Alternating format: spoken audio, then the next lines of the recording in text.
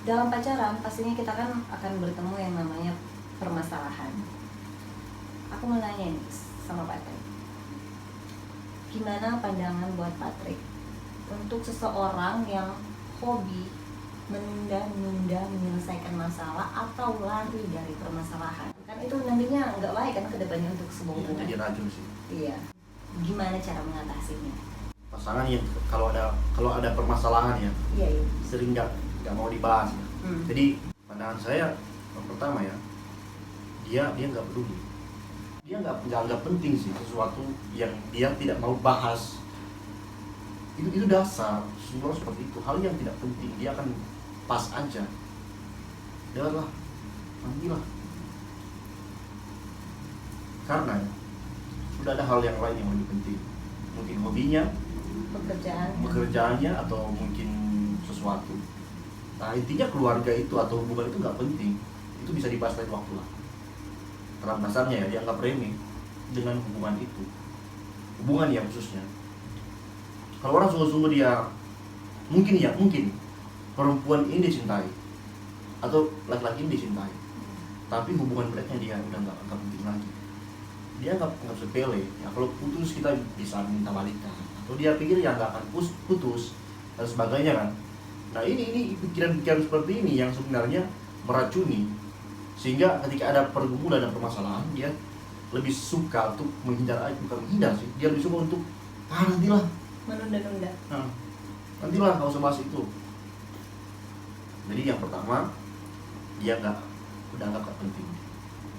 Yang kedua dia mau kayak menekan supaya jangan sampai hubungan rusak hanya karena persoalan yang sepele menurut dia. Tapi itu kedengarannya baik ya, tapi seharusnya itu dijelaskan, harus dikatakan. Artinya begini, harus ada penyelesaiannya, tidak cuma didiamkan saja.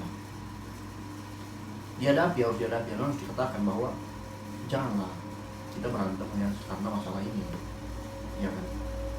Tapi kembali sih harus minta maaf kalau dia benar-benar salah. Harus ada komunikasi hal yang pentingnya. Jadi bagaimana laki-laki atau perempuan yang suka seperti itu, yang ketika ada permasalahan suka menghindar atau suka lari dari masalah,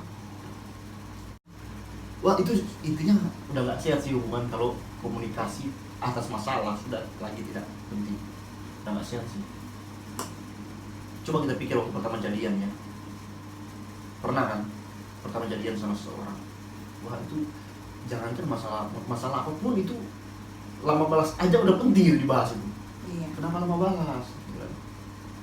Itu udah penting dibahas tuh, langsung dijelaskan.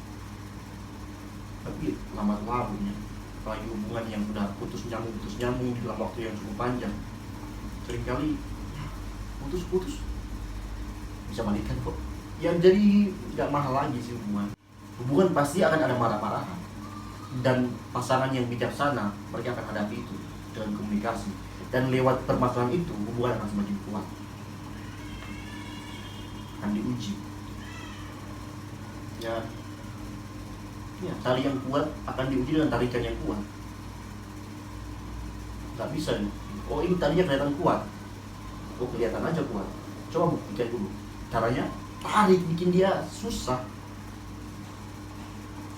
Sesuatu yang kuat akan diuji dengan hal yang kuat. Makanya permasalahan pergumulan itu ujiannya yang paling bagus ya adalah itu kita menyadari itu ujian yang paling bagus, bukan hal yang enak-enak. Dengan cara mau berkomunikasi, mau minta maaf, mau jujur sama saya. Kalau dia bertobat ya, dalam arti ya, dia nyesal, dia hadapi. Kemudian ketika tadi ada masalah dan dia sudah lagi gak lari ya, oh berarti dia sudah bertobat dan pertahankan. Dia orang yang mengoreksi diri berarti.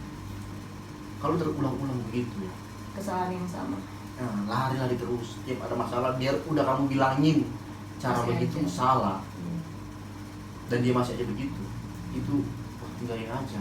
Ya ngapain bertahan kalau si pacaran ya, kalau udah menikah ya harus dikonsultasikan ke mungkin hamba Tuhan di pendeta, supaya ada otoritas yang lebih tinggi bisa memediasi ya kan, menggembalakan dua pasangan ini. Alangkah baiknya pendeta yang tadinya yang menggembalakan ketika mau nikah. Itu kalau untuk pernikahan yang sudah menikah, jangan langsung tinggalin ya, itu nggak bisa. Ya, harus dikomunikasikan, harus dimediasi. Kalau pacaran tinggalkan, jangan sampai nyesal. Karena dia udah menunjukkan bahwa dia nggak peduli dengan hubungan itu sendiri. Cara menghadapinya kan, kalau mau dia bertobat ya katakan, caramu seperti ini, yang lari begini, itu bikin rusak hubungan. Saya bakal bosan sama kamu. Saya akan pandang kamu orang yang tidak menghargai hubungan ini.